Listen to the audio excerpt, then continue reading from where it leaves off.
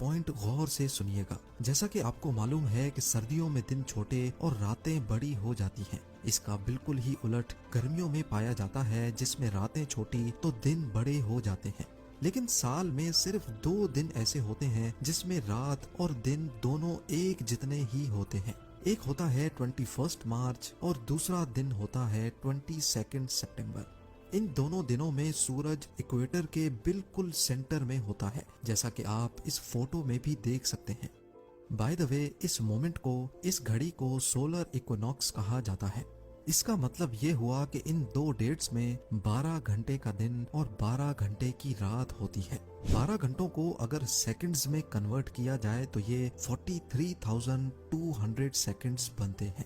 अगर 43,200 को the great pyramid की हाइट से मल्टीप्लाई किया जाए तो उसका जवाब आता है 6,333 किलोमीटर्स। ये उतनी ही लंबाई है जितनी अर्थ के पोलर रेडियस की है। अगर परसेंटेज में देखा जाए तो पिरामिड्स बनाने वालों की कैलकुलेशन 99.63% एक्यूरेट है। अब आप सोच रहे होंगे कि ये कोई कोइंसिडेंस है, कोई इत्तेफाक है, लेकिन पिरामिड की बेस का पेरीमीटर जो कि 0.921 किलोमीटर्स है, उसको अगर 43,200 से मल्टीप्लाई किया जाए तो जवाब आता है 39,804 किलोमीटर्स। आपको ये बात जानकर हैरत होगी कि ये सरकमफ्रेंस ऑफ अर्थ यानी अर्थ के पूरे एक गोल चक्कर के मुकाबले में 99.34% एक्यूरेट है।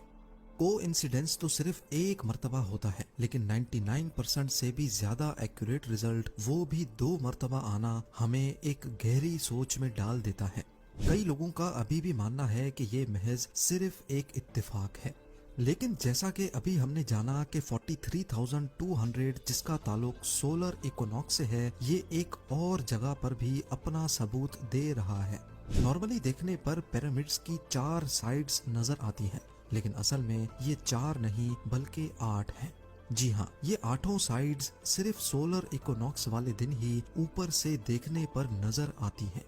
ये डिस्कवरी पहली बार 1940 में एक ब्रिटिश एयरफोर्स पायलट ने की थी, जब वो पिरामिड्स के ऊपर से गुजर रहा था। अब सवाल ये खड़ा होता है कि हजारों साल पहले पिरामिड्स बनाने वालों को अर्थ का पोलर रेडियस और इक्वेटर का सरकमफ्रेंस मालूम पड़ा तो आखिर कैसे?